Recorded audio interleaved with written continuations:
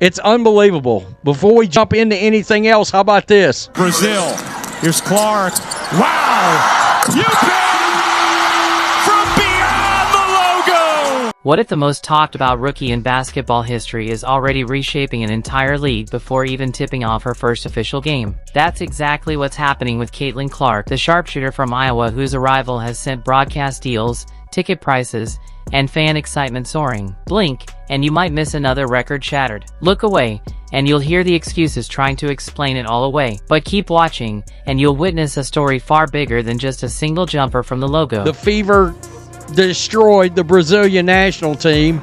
Brazilian national team, by the way, showed a ton of class. The summer of 2024 disappeared into a blur of 6 a.m. alarms and empty practice gyms. Clark's rookie paycheck could have bought endless beach days, but she chose the hardwood and fluorescent lights instead. After a nagging leg tweak, trainers rebuilt her core, and shaving a full tenth of a second off her release became an obsession. Steph Curry's famous 5-spot, 25-make routine, once done in under 3 minutes, was crushed by Clark in 2 minutes and 42 seconds of relentless sprints, sweat pouring, no cameras rolling. That speed would prove crucial later, when defenders thought they were closing the gap but she was already mid-shot. While most pros focus on extending their range, Clark added altitude during private scrimmages at Gainbridge Fieldhouse, pulling up from 35 feet as casually as if it were a free throw. By camp's end, teammates stopped gasping. It was just another weapon in her growing arsenal. And because greatness demands more, she drilled footwork on defense too, sprinting sideline to sideline in closeouts that left coaches double-checking fitness trackers.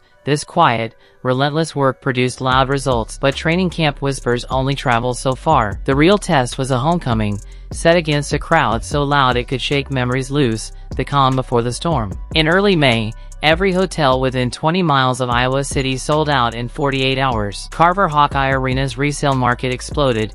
Tickets that cost $40 a year ago now average $440, a jaw-dropping price for a preseason game at any level. Local radio hosts joked about taking second mortgages just to snag seats in the rafters. Dawn brought lines snaking around the block. Fans clad in black and gold sweaters clutched homemade three-point queen posters. When Clark jogged onto the court for warm-ups, the roar hit like a freight train. Nobody cared, it was just an exhibition. College memories fused with pro anticipation, creating something hotter, brighter, almost electric. Kids perched on parents' shoulders screamed for one more logo jumper. She obliged, of course. Swish, the net barely rippling. 1,000 phones captured the arc, but the roar swallowed every playback point. 90 minutes later, the lights dimmed and the real fireworks began. But a packed house was only half the story. The Brazilian national team was no pushover. They arrived with Olympic dreams and a reputation for gritty, switch-everything defense. None of that mattered.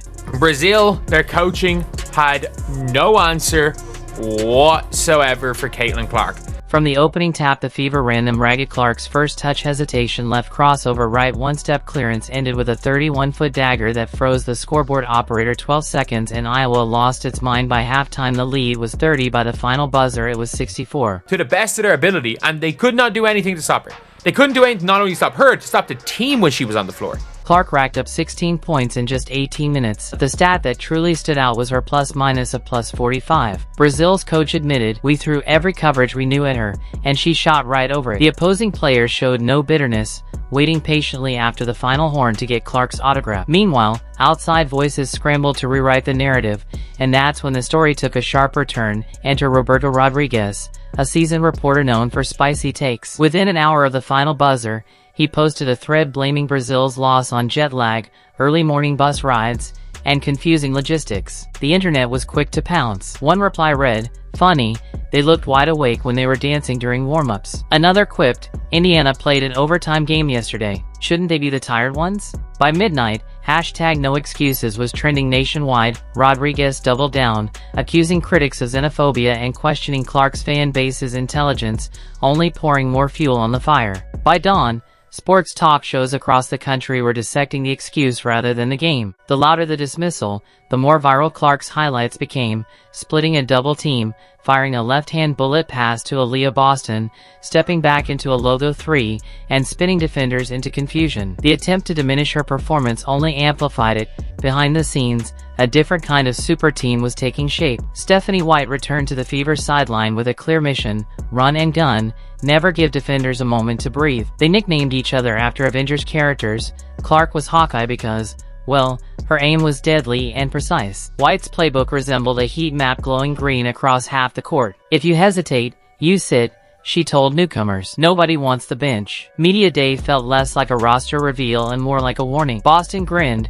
The league's schedule makers better love cardio. Clark added confidently, "We're not waiting 5 years for relevance. We're on the clock now." Networks took notice. When the league announced its 2025 schedule, jaws dropped. 41 of the Fever's 44 games would air nationally, smashing every previous WNBA record. Sports business analysts dubbed it the Caitlin Clark tax. If you want ratings, you pay. There's not a single National Basketball Association player that is moving the needle anywhere close to this right now.